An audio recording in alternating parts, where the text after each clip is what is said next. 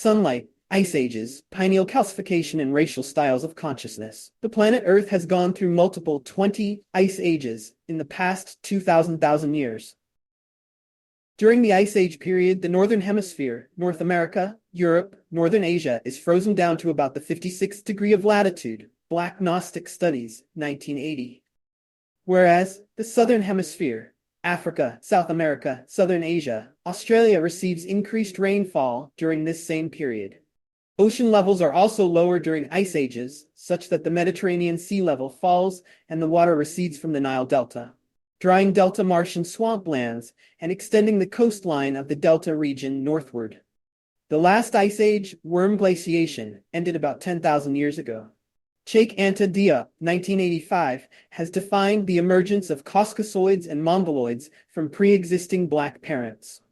The Grimaldi and Hottentot populations, Twa, present in pre-warm Ice Age Europe.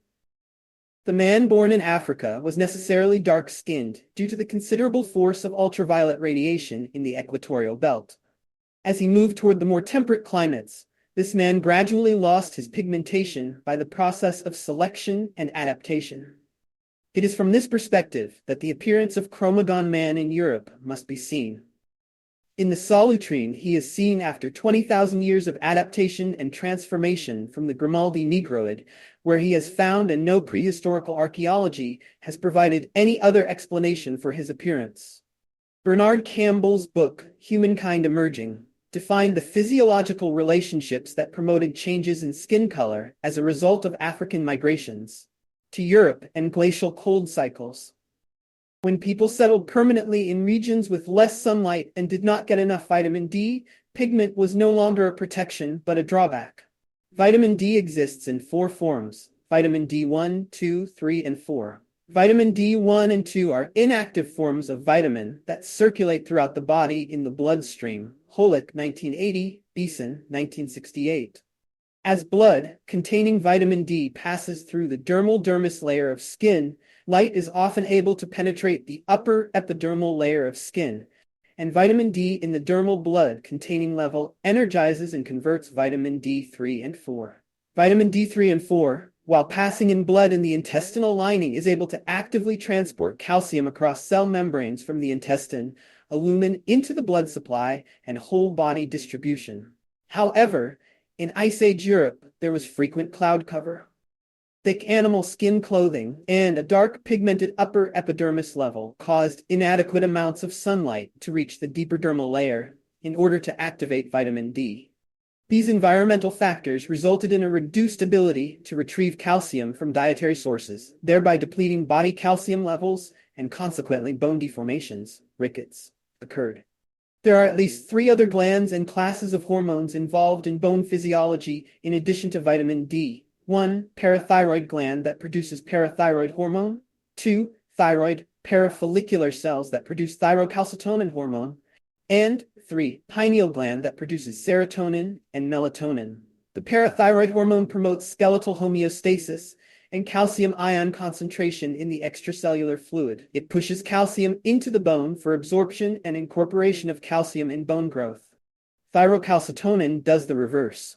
It pulls calcium out of the bone structure, thereby raising the calcium level in the extracellular fluid, including blood levels of calcium ion concentration. Interestingly, the pineal gland controls both the parathyroid and thyrocalcitonin. For in examples where the pineal gland was removed in laboratory animal experimentation, pinealectomy resulted in hyperplasia of the parafollicular cells of the thyroid and hypofunction of the parathyroid, all of which could be restored to normal by the administration of the pineal hormone melatonin. Daramola, 1972. There appears to exist an even more profound relationship of calcium to the pineal gland. Calcium in the form of hydroxylapatite or bone formation is found in the structure of the pineal gland, from small particles the size of fine sand grains to large solid nuggets that are actually visible upon physical inspection of the pineal post-mortem or in skull x-rays. Pilling, 1977, Earl, 1965, Mabel, 1974. When the pineal gland is heavily infiltrated with large amounts of calcium, pineal calcification, Though remaining pineal tissue continues to manufacture and release melatonin, it does so in greatly reduced amounts. People with a non-calcified pineal gland will usually possess a blood serum level of about 70 nrem. However, people with a calcified pineal gland will experience a 50% decrease in blood serum levels, such that they average melatonin levels of about 35 nrem. Pelham, 1973. There are racial differences in pineal calcification that broadly parallel the intensity of skin pigmentation. The darker the skin pigmentation, the lower the incidence of pineal calcification.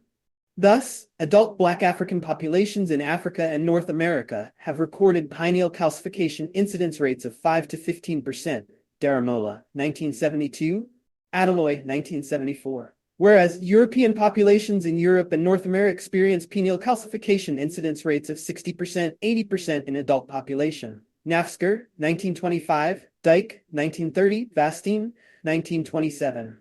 Asian populations in India, Japan, and China experience pineal calcification incidence rates of 15 to 25%. Thus, for African populations that remained in the Ice Age Europe, there is not only a decrease in skin pigmentation, but also a decrease in pineal hormone output of the hormone melatonin. On a biological and physiological level, this change played a profound contributory role in the change of consciousness from the spirit-focused matriarchal African to the material-focused patriarchal European African. Perhaps with only one half of the melatonin key to unlock the locus coeruleus doorway to neuromelanin, all black amenta, inner vision, many European Africans with pineal calcification had access to only surface levels of the unconscious, thus perpetually clinging to surface forms of things, such as materialism, their only real reality. Nairn Akbar's notion of the European African rejection of ancient African spiritual concepts as uncivilized is correct, evidenced by the European African Sigmund Freud's statement to C.G. Jung in the reference to the latter's interest in deeper levels of the unconscious. I can still recall vividly how Freud said to me, "My dear Lung, promise me never to abandon the sexual theory. That is the most essential thing of all. You see, we must make a dogma of it, unshakable bulwark. And promise me this one thing, my dear son, promise that you will go to church every Sunday." In some astonishment, I asked him, "Bulwark against what?" To which he replied, "Against the black tide of mud." And here he hesitated for a moment, then added, "Of occultism." Sulloway, 1979. Furthermore, Lung commented on Freud's attitudes at this time, 1907 to 1910. Above all, Freud's attitude toward the spirit seemed to me highly questionable.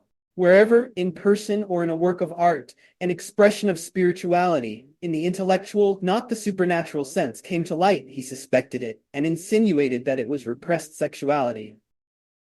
Anything that could not be directly interpreted as sexuality he referred to as psychosexuality. Sulloway, 1979, Lung, 1963. C.G. Jung, another European African psychiatrist, though more in touch with deeper levels of the unconscious, was still troubled as evidenced by his own reports. I was not to recognize the real nature of this disturbance until some years later, when I stayed in tropical Africa. It had been, in fact, the first hint of going back under the skin, a spiritual peril which threatens the uprooted European in Africa today to an extent not fully appreciated. On an aged rock above us, a slim, brownish-black figure stood motionless, leaning on a sling spear, looking down at the train. I was enchanted by this sight. It was a picture of something utterly alien and outside my experience, but on the other hand, a most intense sentiment, déjà vu. I had the feeling that had already experienced this moment, and had always known this world was separated from us only by distance and time. It was as if I were at this moment returning to the land of my youth, and as if one knew that dark-skinned man who had been waiting for me for 5,000 years. The healing tone of this curious experience accompanied me throughout my whole journey through savage Africa. I can recall only one other such recognition of the immemorially known. Where danger is, there is salvation also. These words of Holder often came to my mind in such situations.